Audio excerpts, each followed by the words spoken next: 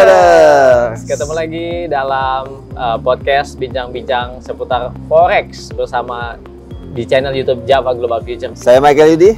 Swendi. Oke, kita sering bahas tentang update market terkini ya. Yes, khususnya yang kali ini mungkin jelas lah ya, yang lagi panas nih. Ya? Lagi panas. Lagi panas. Market apa tuh? Iya, gold.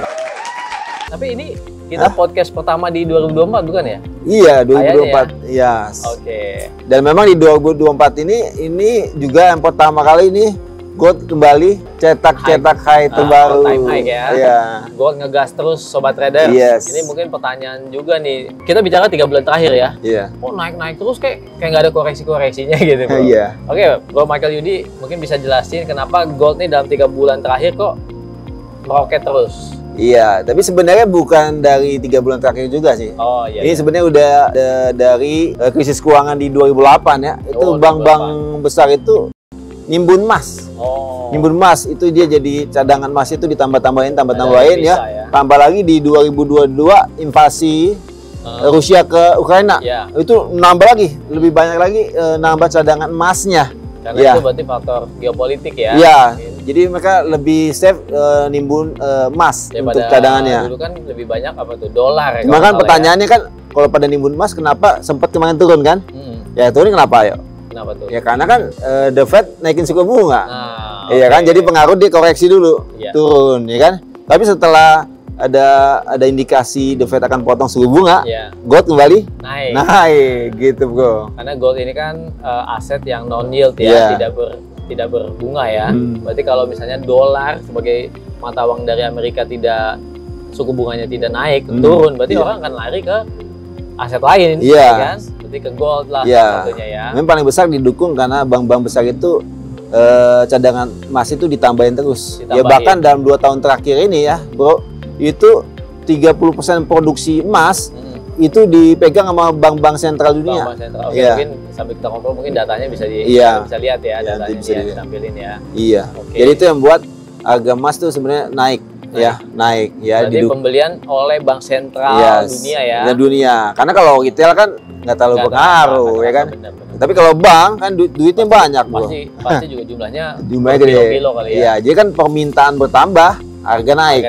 Ya kan? Tapi permintaan siapa? Permintaan bank-bank besar dunia. Gitu yang dia nimbun emas. Jadi harga emas naik gitu. Oke sobat trader, jadi poinnya udah dapat nih ya, kenapa harga emas ini menjulang terus. Yaitu dari tingginya permintaan emas atau peningkatan ya permintaan emas dari bank sentral. Ya, betul. Sama faktor akan turunnya suku bunga The Fed. Betul. Gitu. Itu dia. Nah sekarang yang kita udah di akhir Maret, pergerakan emas ini di akhir Maret perdagangan terakhir tutup daily di 2233.74 bro. Yes. Ini all time high new. Kemarin kan sempat di 2022. Iya. Luar biasa banget ya. Dan ini sebetulnya masih terus akan naik, bro. Masih terus akan naik. Kan, ya? Mungkin teman-teman atau yang subscriber Java Global masih ingat nggak ya bahwa di 2023 kita pernah buat harga emas itu akan ada yang bilang ke 2.500. Iya. Ada yang bilang ke 3.000. Mungkin tampilin nanti videonya, cuplikannya. Robert Kiyosaki bilang ke 3.000 per troy ounce. Iya. Dulu mungkin kita bilang kayaknya susah ya. Iya, itu sih sebenarnya bukan sekedar omdo doang, bukan. Sekarang malah udah mulai karena kelihatan. Memang didukung data. Benar. Ya tadi itu permintaan bertambah dari bank-bank besar, yaitu yang mendukung harga naik. Jadi bukan sekedar prediksi-prediksi begitu saja, bukan. Kalau dulu tahun 2022-2023 orang bilang gold mau ke 2.500 kayaknya masih jauh lah. Sekarang gold udah 2.230. Iya, betul. Kayaknya udah makin dekat tuh. Iya, kalau di rupiah kan udah berapa tuh? Waduh, udah berapa juta tuh ya? Udah segramnya kurang lebih mungkin 1.500.000-an kali ya. 200 lebih. Oke, mungkin kita lihat tampilin di sini. Iya. Oke bro, sekarang kita bahas lagi peluang pergerakan gold. Jadi kan peluangnya nih masih jelas ya bahwa ini akan terus ya karena bank besar itu belum berhenti bro untuk nimbun lagi emasnya, masih terus. Jadi ini gold masih terus akan naik. Jadi ada peluang kalau buat sobat trader ya itu peluang untuk kita ambil profit ya dengan mengikuti arah harga itu trend up ya.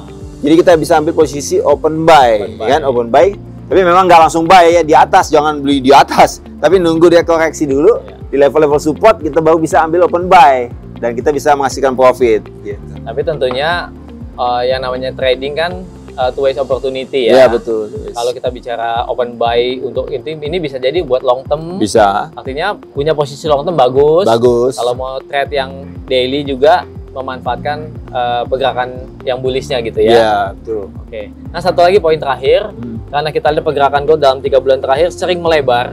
Sehari itu bisa di atas 500, range-nya besar. 1000 pips lebih. Ada saran buat sobat trader mungkin bahkan yang pemula gimana? Iya, jadi kita lihat aja range hariannya misalkan apa? 200 pip.